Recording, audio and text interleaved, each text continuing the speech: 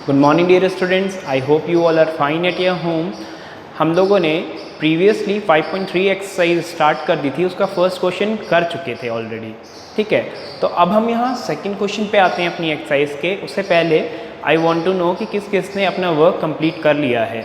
जिन्होंने कर लिया है प्लीज़ जो लास्ट असाइनमेंट मैंने आपको दिया था in the form of video, उस पर अपना चैप्टर 5 जिसने भी अभी तक अपडेट नहीं किया है प्लीज़ PDF बना के उसे अपडेट कर दीजिए so that I could check it out. चलिए हम आते हैं अपने सेकंड क्वेश्चन पे। Arrange the following in ascending and descending order. क्या करना है हमें? फॉलोइंग गिवन फ्रैक्शनल वैल्यूज़ को अरेंज करना है असेंडिंग या फिर डिसेंडिंग ऑर्डर में। असेंडिंग मतलब होता है स्मॉलेस्ट टू ग्रेटेस्ट में अरेंज करना, और डिसेंडिंग मतलब होता है ग्रेटेस्ट टू स्मॉलेस्ट में अरेंज करना। अब यहाँ पे हमने असेंडिंग डिसेंडिंग ऑर्डर पढ़ा था किस में? होल नंबर्स को करने में। कैसे हम असेंडिंग ऑर्डर करेंगे, डिसेंडिंग ऑर्डर। ठीक है, यहाँ पे हमें फ्रैक्शनल वैल्यूज़ दी हुई हैं, तो उसके लिए अगेन आपको दो बेसिक रूल पता होने चाहिए जिसके थ्रू आप सारे क्वेश्चन ज़्यादातर जो हैं वो सॉल्व कर सकेंगे। तो हमारे पास एक वैल्यू 1/8, सेकेंड है 2/8, थर्ड है 3/8। आपको पता है कि न्यूमरेटर अगर सेम होता है तो हम क्या अप्लाई करते हैं? Greatest number represent the greatest fraction. अगर न्यूमरेटर हमारे पास सेम है तीनों फ्रैक्शन में, तो ग्रेटेस्ट नंबर जो होगा, ग्रेटेस्ट नंबर किसी भी फ्रैक्शनल वैल्यू में न्यूमरेटर में जो भी ग्रेटेस्ट न्यूमरेटर होगा, ठीक है, वो वाला फ्रैक्शन सबसे बड़ा होगा। इजी हो गया। तो असेंडिंग ऑर्डर में अरेंज करते हैं तो सबसे छोटा कौन सा है? 1/8, फिर 2/8, देन 3/8। ओके, इजी है, नो वरीज।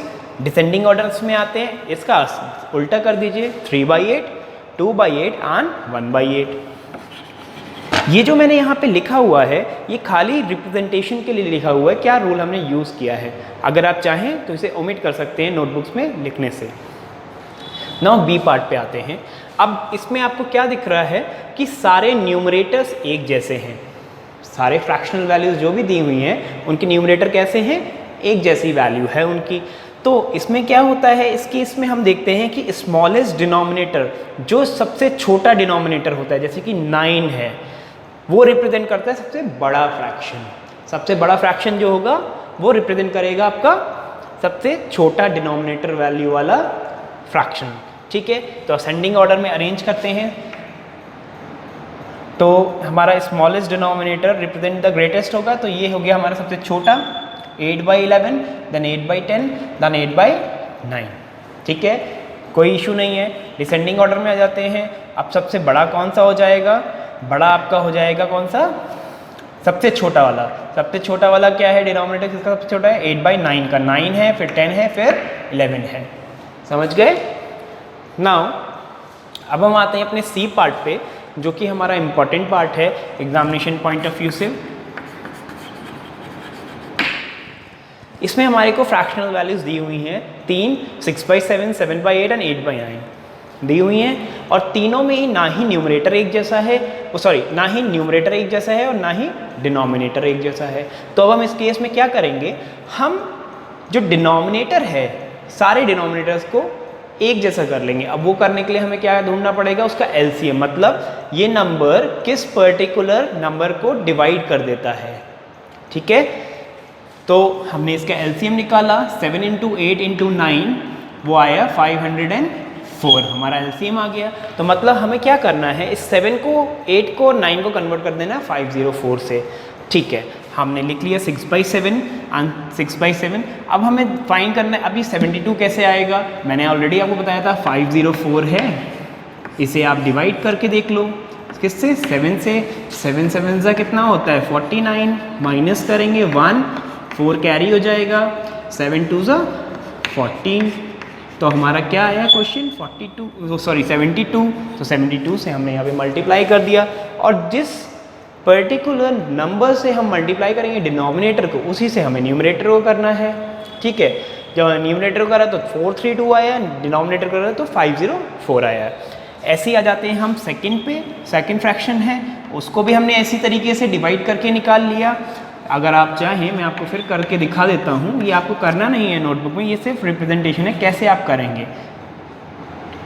6 × 48, ठीक है, 24, 8 3 ज़ा 24, तो क्या आया 63 आया। हमने डिनोमिनेटर को मल्टीप्लाई कर 63 से 504 आया और सेम न्यूमरेटर कर दिया तो 441 आया।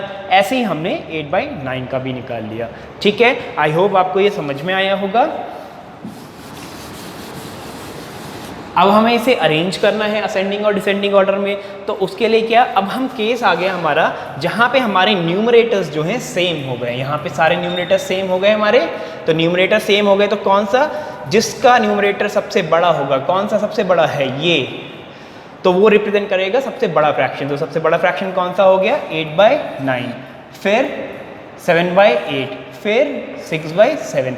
ऐसे हम इसे अरेंज कर देंगे। असेंडिंग में करेंगे तो छोटे से बड़ा, तो 6/7, 7/8, 8/9। डिसेंडिंग करें तो बड़े से छोटा, तो सबसे पहले 8/9, फिर 7/8, फिर 6/7। आई होप समझ में आया होगा। कोई कन्फ्यूजन हो तो बेटा पूछिएगा, please note it down in your notebooks. Now चलिए हम कंटिन्यू करते हैं अपने डी पार्ट से। डी पार्ट में क्या है, आपको एक मिक्स फ्रैक्शन दिया हुआ है। मिक्स फ्रैक्शन क्या होता है, जिसमें एक फ्रैक्शनल वैल्यू होती है, साथ में एक होल नंबर होता है। ठीक है, पहले ही हमारे पास 9 होल 2/3, फिर 8 होल 4/5 एंड 7 होल 5/6। अब इसका कंपैरिजन क्या करेंगे, मैंने आपको बताया था शॉर्ट ट्रिक क्या थी। आप जिनके होल नंबर्स डिफरेंट होंगे, जिन मिक्स फ्रैक्शन में होल नंबर आपके डिफरेंट होंगे, आप उनके होल पार्ट को खाली पिकअप करके अलग लिख लेंगे। ठीक है, चाहे तो लिखें चाहे तो माइंड में रखें। और उसके बाद आप देखेंगे इसमें से कौन सा छोटा या बड़ा है। इजीली आपको दिख रहा है 7 is smaller than 8 than 9। Okay, तो असेंडिंग ऑर्डर में अरेंज करेंगे तो पहले हम करेंगे 7 5/6 को, फिर 8 4/5 को, देन 9 2/3 को। ऐसे ही डिसेंडिंग में करना है तो सबसे बड़ा कौन सा है, जिसका होल नंबर सबसे बड़ा है, तो 9 2/3, फिर 8 4/5 एंड 7 5/6। ये सारे के सारे रूल्स पे बेस्ड हैं, रूल्स याद हो जाएंगे सब हो जाएगा। ठीक है, ई पार्ट पे आते हैं। इसी में दूसरा केस होता है जिसमें होल नंबर्स एक जैसे हैं, जिसमें क्या होंगे, होल नंबर्स एक जैसे हैं। अब होल नंबर एक जैसे हैं तो पूरा पीछे वाला रूल तो देख नहीं सकते। अब इसमें हम क्या करेंगे, इनके फ्रैक्शनल पार्ट को पिक करते हैं हम। ठीक है, और फिर क्या करेंगे, इनके न्यूमरेटर्स को एक जैसा बनाएंगे। ठीक है, एक ही वैल्यू बनाएंगे। उसके लिए क्या करना पड़ेगा, हमें लेना पड़ेगा इसका एलसीएम। हमने एलसीएम लिया 6 7 और 8 का, साथ में 2 3 ज़ा 7 जाएगा नहीं, एंड 2 4 ज़ा। यहाँ पे आके हमारा फर्दर और नहीं हो सकते हैं डिवीजन, तो 2 × 3 × 7 × 4 आगे हमारे पास 168 इसका एलसीएम। एलसीएम क्या होता है, वो नंबर जो कि एग्जैक्टली डिविजिबल होगा, ठीक है, अपने नंबर से जिनका वो एलसीएम है। तो ये एग्जैक्टली डिविजिबल है। अब 5/6 न्यूमरेटर हमारे पास पता है 168 हो गया है सबका, हम पहले ही लिख लेंगे। ठीक है, देन अब हम कैसे निकालेंगे कि ये 6 को मल्टीप्लाई होना है 28 से। अगेन मैं आपको बता देता हूँ 168 है, डिवीजन शुरू कर देंगे 6 से। 6 2 ज़ा 12, 4 एंड 8 एंड 6 8 ज़ा 48, या 8 6 ज़ा 48। ओके, नेक्स्ट आ जाते हैं हम, जिससे हम डिनोमिनेटर करेंगे उसी वैल्यू से हम न्यूमरेटर को भी मल्टीप्लाई करेंगे तो आ जाएगा 140/168। ऐसे ही आ जाते हैं 6/7 पे। 6/7 पे आए तो इसका आया हमारा 24। हमने अगेन 168 को क्या करा, डिवाइड करा, किससे, 7 से। ठीक है, 7 2 ज़ा 40 माइनस 28 एंड 4 ज़ा 28, तो हमारा क्या निकल के आ गया, 24 से होना है इसको, तब ये 168 आएगा। अगेन सेम वैल्यू हमने यहाँ प्लेस कर दी 144। ऐसे ही हमने थर्ड वाले क्लिक किया तो हमारे पास आ गए ये। अब आपको पता है पहला रूल क्या था, अगर हमारे डिनोमिनेटर्स एक जैसे होंगे, अगर हमारे डिनोमिनेटर्स एक जैसे होंगे तो जिस पर्टिकुलर फ्रैक्शनल वैल्यू का न्यूमरेटर सबसे बड़ा होगा, इसका सबसे बड़ा है, वो वाला ग्रेटेस्ट फ्रैक्शन होगा। समझ गए, फिर उससे छोटा, फिर उससे छोटा। असेंडिंग ऑर्डर में अरेंज करना है, असेंडिंग मतलब स्मॉलेस्ट टू ग्रेटेस्ट। तो सबसे छोटा कौन सा हुआ, 5/6। 5/6 रिप्रेजेंट करता है 8, 5/6 को हमने यहाँ पे लिख दिया। फिर आपका आ जाता है 8 6/7 हियर, देन आपका आ जाता है 7/8 जो कि है 8 7/8। फिर इसको डिसेंडिंग ऑर्डर में अरेंज करेंगे, उल्टा लिख देंगे 8 7/8, फिर 8 6/7 और 8 5/6। आई होप आपको ये समझ में आया होगा, क्लियर हो गया होगा। ओके मेरा ये पूरा कराने का मोटिव ये है कि आपके कॉन्सेप्ट रिवाइज हो जाएं और माइंड में ये बैठ जाए। Please note it down your notebooks. Now let us continue with question number 3 of exercise 5.3। क्या कहता है question number 3? Sana Yeats 2/3 of a pizza. एक पिज़्ज़ा है, उसका 2/3 जो है सना ने खाया, ठीक है। उसी पिज़्ज़ा का 4 पार्ट जो है मना ने खाया, और उसी पिज़्ज़ा का बना ने 6/7 पार्ट खाया। तो पूछा क्या है, किसने सबसे ज़्यादा पिज़्ज़ा खाया? Who eats more? हमें निकालना है सबसे ज़्यादा बड़ा। मतलब अब क्या करना है, कंपैरिजन ही है। तभी तो आपको बेसिक एक्सरसाइज कराई थी पहले, ताकि आप वर्ड प्रॉब्लम इजीली कर लो। क्या कहा है कि इन तीनों फ्रैक्शंस में हमें कंपैरिजन करना है। एज ये वर्ड प्रॉब्लम है तो हमें वर्ड प्रॉब्लम में सेंटेंसेस तो लिखने ही होते हैं। Fraction of pizza eaten by Sana, Sana ने कितना ईट किया? 2/3। Fraction of pizza eaten by Mana 4/5। Fraction of pizza eaten by Bana 6/7। Now fractional values क्या मिली हमें? 2/3, 4/5 एंड 6/7। अब इनमें क्या करना है, हमें कंपैरिजन करना है और बताना है कौन सी वैल्यू सबसे बड़ी है। अब इसमें ना ही न्यूमरेटर एक जैसा है, ना ही डिनोमिनेटर एक जैसा है, तो हम क्या करेंगे, डिनोमिनेटर्स के एलसीएम निकालेंगे और फिर सारे डिनोमिनेटर्स को एक जैसा बनाएंगे, सेम बनाएंगे, और फिर कंपैरिजन करेंगे, ठीक है। तो हमने क्या किया, लिख लिया इन्हें, एलसीएम निकाल लिया, क्योंकि फर्दर कोई पर्टिकुलर प्राइम नंबर था नहीं जिससे ये डिवाइड हो रहे हों, तो डायरेक्टली मल्टीप्लाई कर लिया। अब हम क्या करेंगे, हमारे को पता है कि हमें इस 3 को कन्वर्ट करना है, इस 5 को और इस 7 को 105 में। ये तो आना ही है 105 इक्वल टू 105 इक्वल टू 105 मैंने लिख लिया, ठीक है। अब हम निकालेंगे कैसे, डिवाइड करेंगे। 3 3 ज़ा 9, 15 3 5 ज़ा 15, मतलब 35 से होना है। अगर 35 से डिनोमिनेटर होगा तो न्यूमरेटर भी होगा, तो यहाँ आ जाएगा आपका 70, ठीक है। नेक्स्ट आते हैं 4/5 पे, ठीक है। 5, अब इसको डिवाइड करेंगे, 5 को डिवाइड करेंगे 105 से, तो हमें वैल्यू मिल जाएगी कि किससे मल्टीप्लाई करेंगे, 105 आना है, ठीक है। 5 2 ज़ा 10 एंड 1 ज़ा, मतलब 21 से डिनोमिनेटर की अगर मल्टीप्लाई होगी तो 105 आ जाएगा आपके पास, जो हमारा एलसीएम है। इसको भी हम 21 से करेंगे, 4 1 ज़ा 4 एंड 4 2 ज़ा 8, 84।